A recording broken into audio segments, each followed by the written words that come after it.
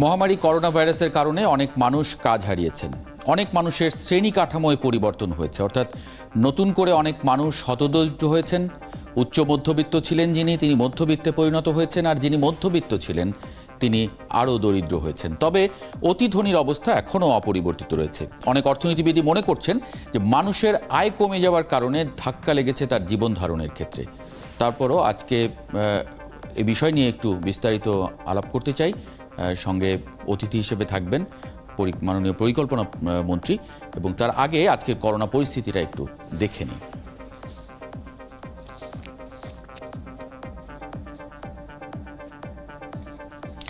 এখন পর্যন্ত মোট শনাক্ত হয়েছেন 1,49,258 জন, এবং মোট মৃত 1,888 জন, এবং মোট সুস্থ হয়েছেন আজকে পর্যন্ত 62,102 জন।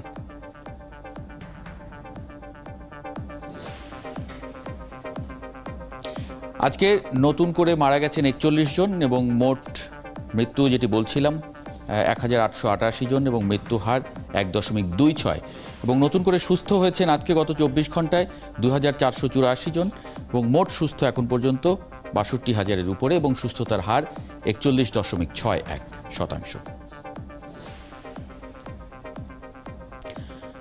নতুন করে আজকে শনাক্ত হয়েছেন 3,775 জন, এবং পরীক্ষা করা হয়েছে 17,875 জনের, এবং নতুন শনাক্তের হার 21.12%, এবং মোট পরীক্ষা করা হয়েছে 7,84,335 জনের, এবং মোট শনাক্তের হার 19.02%।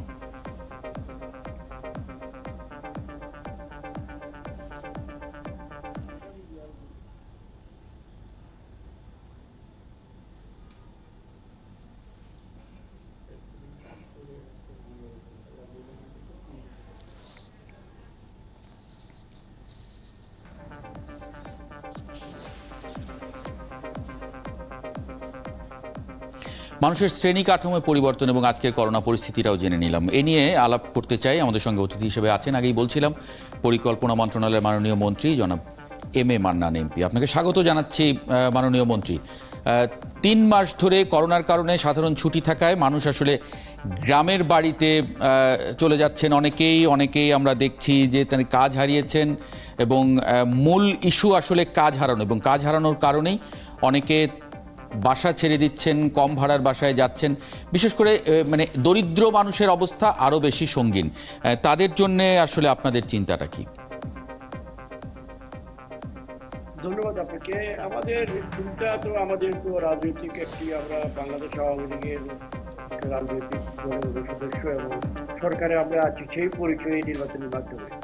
আমাদের মূল উদ্দেশ্য ছিল যে মানুষের জীবন মানের পরিবর্তন আনা, উন্নত করা, এবং আমরা কিছুটা সাফল্য অর্জন করেছিলাম। আমরা নিম্ন মধ্যবিত্ত পর্যায়ে পৌঁছে গেছি জাতিসংঘ স্বীকৃত গত কয়েক বছরে একটানা প্রবৃদ্ধি অর্জনের ফলে। কিন্তু এই যে আপনি বিস্তারিত বললেন, আমরা মার খেয়েছি, শুধু আমরা নয়, সারা বিশ্বে মার খেয়েছে কোভিড জনিত কারণে। নতুন করে অনেক মানুষ দরিদ্র হচ্ছেন, যারা যারা সাধারণ দরিদ্র ছিলেন তারা হতদরিদ্র হচ্ছেন। হতদরিদ্রের নিচে যাওয়ার জায়গা নেই, তাকে হাত পাততে হচ্ছে বা নানা ধরনের সহায়তার লাইনে দাঁড়াতে হচ্ছে। এটা বাস্তব সত্য। তাদের জন্য আমাদের পরিকল্পনা তো হতে হবে। আবার এইভাবে আপনি যেটা বলছিলেন যে কাজবিহীন মানুষ, কাজটা হলো মূল কথা। কাজে তাকে আবার যোগ দেওয়ার সুযোগ করে দিতে হবে, এবং সেটা সরকার যে নীতি মালা পরিবর্তনের ফলে করে এই কাজটি করতে পারেন, সেগুলো সরকারকে করতে হচ্ছে। সরকারের হাতে নানা ধরনের সুযোগ আছে। বাজেট একটি অন্যতম সুযোগ। আর্থিক প্রণোদনা এবং সাময়িক সহায়তা যে আমাদের সরকার দিয়েছে, মাননীয় প্রধানমন্ত্রী সরাসরি কিছু নগদ অর্থ বা 50 লাখ পরিবারকে দিলেন 2,500 করে। এই ধরনের নানাবিধ কাজ আছে।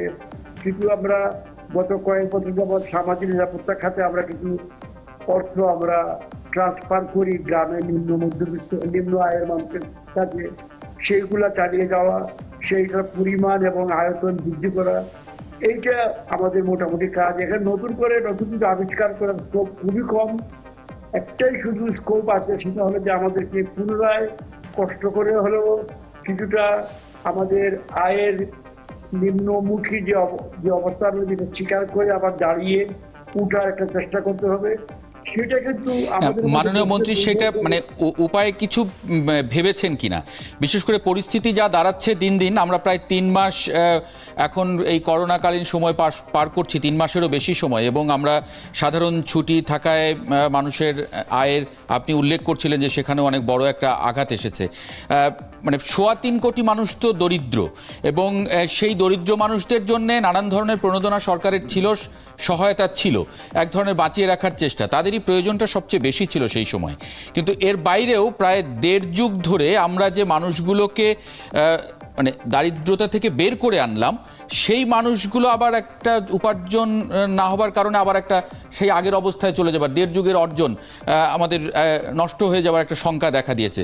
কাজে ফেরার কথা আপনি উল্লেখ করছিলেন, মধ্যবিত্তরা আছেন সবচেয়ে বেশি সংকটে, এবং তাদের কাজ না থাকার কারণে অনেকে বাড়ি ছেড়ে দিচ্ছেন, কম আয়ের বাড়িতে চলে যাচ্ছেন, জীবনযাপনে একটা প্রভাব পড়ছে, একটু দীর্ঘমেয়াদী একটা প্রভাব আছে অর্থনীতিতে।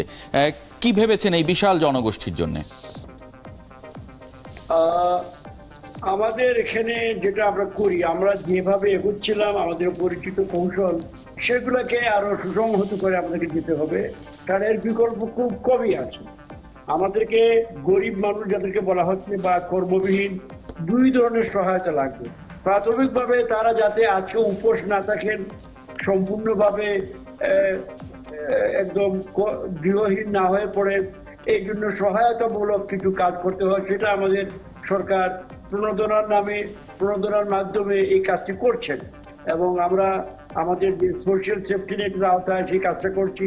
নগদ অনেক অর্থ আমরা বিতরণ করছি, কম দামে 10 টাকা কেজি দরে চাল বিতরণ করা হচ্ছে অনেক মানুষের জন্য। একটা কথা স্মরণ রাখতে হবে, এই সকল কাজ দ্বারা কিন্তু দারিদ্র মোকাবেলা করা সম্ভব, এবং আমরা করে আসছিলাম, কিন্তু এটা সীমিত সময়ের জন্য সম্ভব। শেষ বিচারে মানুষকে আপনাকে তার কাজের মাধ্যমে সম্পদ সৃষ্টি করতে হবে। আমাদেরকে কাজ সৃষ্টির জন্য একটি ক্ষেত্র আছে কৃষি, সেখানে আমাদের স্বাধীনতা পুরোপুরি আছে, সেখানে আমরা বেশি বিনিয়োগ করব, মানুষকে কৃষিতে আরো বেশি সংখ্যায় যাওয়ার জন্য সাময়িকভাবে আমরা উৎসাহ দিব। আর সেকেন্ড যেটা আমাদের জন্য গুরুত্বপূর্ণ, এক্সপোর্ট খাত, রপ্তানি খাত, যেখানে আমার তৈরি পোশাক, যেখানে আমাদের খাদ্য, অন্যান্য সামগ্রী, মাছ, সবজি, অথবা ওষুধপত্র, অথবা জুট ইদানিংকালে বেশ এগিয়ে এসেছিল, এই সকল সামগ্রীর যে আন্তর্জাতিক বাজার, যার সঙ্গে আমাদের একটা ভালো সম্পর্ক ছিল গত কয়েক বছর, এইটা একটু হুমকির মুখে এই মুহূর্তে। এখানে পুনরুদ্ধারের জন্য ওই সকল দেশের সঙ্গে হাত মিলিয়ে তারাও পুনরুদ্ধার চায়, তারাও আগের অবস্থায় ফিরে আসতে চায়, তারাও ক্ষতিগ্রস্ত হয়েছে কম হলেও। সুতরাং এই যে অভিন্ন স্বার্থ, ওই সকল মধ্যবর্তী দেশ বা উন্নত দেশ যারা আমাদের থেকে শ্রম নির্ভর সামগ্রী কিনে তাদের উন্নত জীবন যাপন করে, তারা আগের জায়গায় যাওয়ার জন্য আমাদের কাছে ফিরে আসতে হবে বলে আমি মনে করি। কিন্তু কতদিনে হতে পারবে, এটা একটা বাস্তবিক কারণের উপর নির্ভর করবে, সেটা হচ্ছে কোভিডের বা করোনার গতিবিধি। আমরা এখন পর্যন্ত পৃথিবীর কেউ জানে না করোনা কতদিন থাকবে। এই সীমাবদ্ধতাকে হাতে নিয়েও আমাদের সরকার যেটা করছেন সেটা হলো, আমি একটু আগে যেটা বললাম আবার পুনরুল্লেখ করতে হচ্ছে, আমাদের কৌশল হলো প্রাথমিকভাবে নতুন দরিদ্র, আগের দরিদ্র, তাদের জন্য সহায়তামূলক কিছু কাজ করা।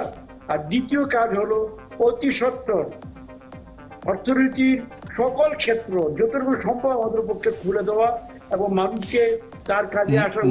মাননীয় মন্ত্রী, মানে এই সংক্রমণ তো বাড়ছে, স্বাস্থ্য সংকটও সেই সঙ্গে বাড়ছে। আমরা একের পর এক খুলে দিচ্ছি, ঠিক আছে, আমাদের অর্থনীতি চাঙ্গা করাও প্রয়োজন, অর্থনীতি টিকিয়ে রাখাও প্রয়োজন মানুষকে কাজের মাধ্যমে, কিন্তু সঙ্গে যদি স্বাস্থ্য সংকটও একইভাবে বাড়তে থাকে তাহলে তো আমরা তার কোনো সুফল পাবো না। সেই জায়গায় কিছু ভেবেছেন কিনা? আমরা সংক্রমণ যে বৃদ্ধি বা দুর্ভাগ্যজনক মৃত্যু আমরা চাই না, বা এটা বললে তো হবে না, আমাদের করতে হবে। আমরা কি করব? আপনি জানেন যে আমাদের স্বাস্থ্য ক্ষেত্রে কিছুটা ঘাটতি ছিল, কোভিড সম্বন্ধে কোনো ধারণা আমাদের কারোই ছিল না পৃথিবীতে, আমরা ওই জন্য তৈরি ছিলাম না। সেখানে আমরা আমাদের স্বাস্থ্য ব্যবস্থাটাকে আমরা নতুন করে গড়ে তোলার একটা প্রচেষ্টা চালাচ্ছি। কয়েকটি প্রকল্প ইতিমধ্যে অনুমোদিত হয়েছে, জেলা পর্যায়ে আমরা নতুন বেড আইসিইউ যেটাকে বলা হয় সেগুলো করা হবে, হাই ফ্লো অক্সিজেন বা প্রচুর পরিমাণ অক্সিজেন দেওয়ার চেষ্টা করা হবে। নতুন ডাক্তার আজকেও নিউজে আছে, মাননীয় প্রধানমন্ত্রী বলেছেন আরো প্রায় 6000 নতুন নার্স নেবেন। আমাদের মেডিকেল টেকনোলজি সেটা তো রাতারাতি তৈরি করা যাবে না। না, কিন্তু মাননীয় মন্ত্রী সবই তো আসলে আমরা যে উদ্যোগগুলোর কথা বললেন সবই হচ্ছে একজন মানুষ অসুস্থ হয়ে যাওয়ার পরে তার চিকিৎসার সেবা বা তার সেবার জন্য, তাকে সুস্থ করে তোলার জন্য, কিন্তু তিনি যাতে আক্রান্ত না হন সেদিকে কি আমাদের সেইভাবে নজর আছে? অবশ্যই তার প্রধান কাজ হবে প্রচারণা, সচেতনতা সৃষ্টি। সরকার প্রধান এবং আমরা যারা সরকারের সঙ্গে কাজ করছি এবং আমাদের মেডিকেল এবং আপনারা যারা গণমাধ্যম, আপনারা সবাই মিলে দিন রাত সচেতনতা সৃষ্টিতে আপনারা কাজ করছেন। সেই কাজটার মাধ্যমে আমরা আশা করছি মানুষের মধ্যে সচেতনতা আসবে এবং সবাই শেষ বিচারে নিজেকে সুরক্ষার জন্য কতগুলা বেসিক রিকোয়ারমেন্ট, যেটা হাত ধোয়া, মুখ ঢেকে রাখা, নাক ঢেকে রাখা ইত্যাদি কাজ আমরা করব। জি মাননীয় মন্ত্রী, আমাদের মানে সবকিছু খুলে দেবার অন্যতম একটা কারণ তখন বলা হচ্ছিল যে ইন্টারন্যাশনাল ট্রেড, বিশেষ করে আমাদের যে রপ্তানি খাত, পোশাক রপ্তানি, সেটাকে আমরা এক ধরনের মানে গতি আনতে চেয়েছিলাম। কিন্তু আমরা যেভাবে হটস্পট হয়ে উঠছি, আমরা এই ৭১ টেলিভিশনে ১.৫ মাস আগে থেকে বিভিন্ন শোতে এই প্রশ্ন তুলেছিলাম যে আমরা যদি নিয়ন্ত্রণ করতে না পারি তবে আমরা হটস্পট হয়ে উঠতে পারি, তখন কিন্তু আমরা নিয়ন্ত্রণ করতে পারবো না। ঠিক সেই পথেই আমরা হেঁটে চলেছি। এখন বলা হচ্ছে দক্ষিণ এশিয়া একটা অন্যতম হটস্পট হয়ে উঠছে এবং তার মধ্যে বাংলাদেশও একটি। আমরা মানে যে এই পথে চলছি, আপনারা কি সেটি ভাবছেন? না, আমাদেরকে এই বিপদের মধ্যে সাহস করে শক্ত নেতৃত্ব, ডিটারমিন লিডারশিপ এবং পরিষ্কারভাবে ঝুঁকি জেনেও আমাদেরকে সামনে যেতে হবে। এরপরে বিকল্প আমাদের কাছে নেই। সুতরাং আমরা এই ঝুঁকি জেনেও আমাদের সরকার অর্থনৈতিক দরজা খুলে দিয়েছেন এই আশায় যে মানুষ এবং আমরা সবাই নিজেরা এই মেনেজকে, এই দুষ্টচক্রকে মোকাবেলা করার জন্য নিজেরা সাবধান হব, ব্যবস্থা নিব। আমাদের স্বাস্থ্যকর্মীদেরকে সচেতনতা বৃদ্ধি করব, ক্যাপাসিটি বৃদ্ধি করব। স্বাস্থ্যের যে কেন্দ্রগুলো আছে, হাসপাতালগুলো, সেখানে শক্তি বৃদ্ধি করব। এট দ্য সেম টাইম ব্যবসা বাণিজ্য, কৃষি উৎপাদন সেইটাও চালাতে হবে। জি মাননীয় মন্ত্রী, এগুলো মানে আমরা আজকে যে বিষয়টা নিয়ে আলাপ করছি সেখানে অন্যতম বিষয় হচ্ছে করোনায় নাকাল মধ্যবিত্ত এবং নিম্নবিত্ত এদের প্রথম আঘাতটা এসেছে তিনি যেখানে ভাড়া থাকেন সেই ভাড়া বাসার উপরে। তিনি সেখান থেকে তার জীবন ধারণের অন্য উপায়গুলো বের করবার চেষ্টা করছেন, তিনি আরও কম ভাড়ার বাসায় যাচ্ছেন। ভাড়াটিয়াদের দোকান এবং বাসার ভাড়া না পেলে বাড়িওয়ালারাও ব্যাংকের ঋণ পরিশোধ করতে পারবেন না এবং স্বাভাবিকভাবেই তিনি হয়তো খেলাপি হবেন বা খেলাপির দিকে যাবেন। কাজ যদি স্বাভাবিক করা না যায় বা এই পরিস্থিতি যদি স্বাভাবিক করা না যায় তাহলে সংকট থেকে তো উত্তরণ হবে না। কি ভাববেন এদের জন্যে?